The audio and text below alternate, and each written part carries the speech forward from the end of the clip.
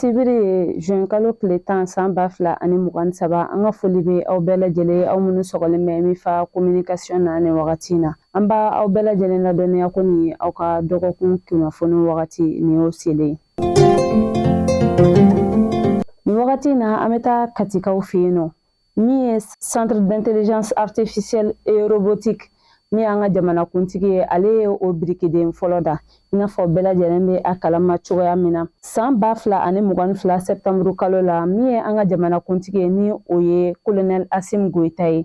A ka kumaw kɔnɔna la a y'a yira ko a bɛna nin kalansoba in centreba in jɔ wa o ko sera ka waleya jumadon juin kalo tile 9 san 2023. A yirala ko yaasa ka se ka nin ko in boloda min ye miliyari 3 ni a kunkanfɛn o de donna nin ko in dafɛ wa nin ko bɛɛ lajɛlen jukɔrɔma donna an ka jamanakuntigiw de fɛ. A yirala fana maa minnu garisɛgɛ bɛna don yɔrɔ centre in na o de ye Kati Sirakɔrɔ Ɲare. A bɛna jɔ dugukolo hectare 50 ɲɔgɔnna de la wa min ye bloc 6 ɲɔgɔn ye o de bolodalen bɛ centre in kɔnɔna la. N'an bɔra yen an bɛ taa kalanko gunnakun sanfɛla la. An ka minisiri min ɲɛsinen bɛ an ka sanfɛ kalansow ma ni o ye Amadu Keyita ye, fɔɲɔgɔnkɔ bɛ ale ni sanfɛ kalanso kalanfaw ni ɲɔgɔn cɛ ani u ka syndikaw. O hukumu de kɔnɔna la min ye sanfɛ kalanso kalanfaw ye ani u ka syndikaw u y'a yira ko u bɛna baarabila sɛbɛn kɛ. U ye baarabila sɛbɛn fana kɛ a bɛ kalo 5 ɲɔgɔnna bɔ bibi na min ye an ka sanfɛ kalansow ye kalan tɛ ka kɛ ye wa u y'a yira fana ko ni u ka laɲiniw ma sabati u tɛna na baara daminɛ. N'an bɔra yen an bɛ taa Kayikaw fɛ yen i n'a fɔ bɛɛ lajɛlen bɛ a kalama cogoya min na a bɛ san caman bɔ terrain tun tɛ bolila an fɛ yan Maliba kɔnɔna la nka Ala ni an ka jamana ɲɛmɔgɔw ka wulikajɔ sababuya la an b'a fɔ ko tare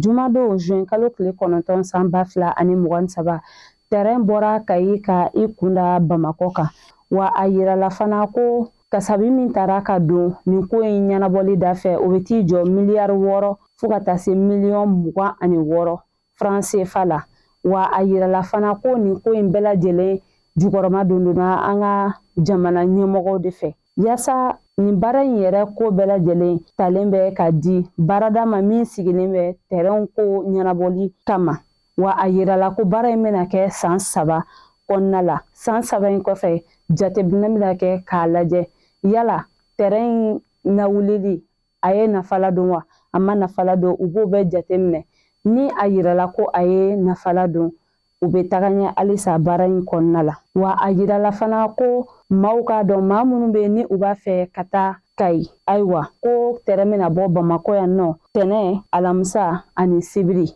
wa ni maa minnu fana b'a fɛ ka bɔ Kayi ka na Bamakɔ o ka nɔgɔn kosɛbɛ ko terrain bɛ bɔ tarata juma ani kari ka na Bamakɔ yan nɔ.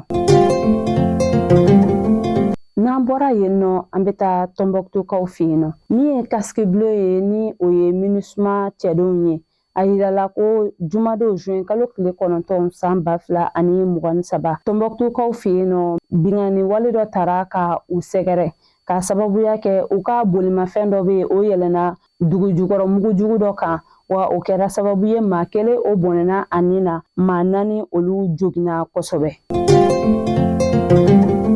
Ayiwa ka dan sigi an ka kunnafoni na an bɛ taa kɔkan kibaru la an bɛ taa Burkinabew fɛ yen a yirala ko u kelen bɛ ka ɲinini sɛbɛn bila bingani wale kɛbaga dɔw kan ani jatigɛ wale kɛbaga dɔw kan wa u y'a yira fana ko nin maa ninnu bɛɛ lajɛlen ye Burkina jamanadenw de ni maa o maa de bɛ ni o sera ka kunnafoniya jɔnjɔn di nin maa ninnu kan yaasa u bɛ se ka tɛgɛ kɛ u la cogoya min na u kelen bɛ ka wari kasabi dɔ boloda a ko kama min ye dolari 2,095 u kelen bɛ ka o de boloda ni an ye o ta ka o yɛlɛma an francs CFA la o bɛ t'i jɔ miliyɔn 180 ɲɔgɔnna la.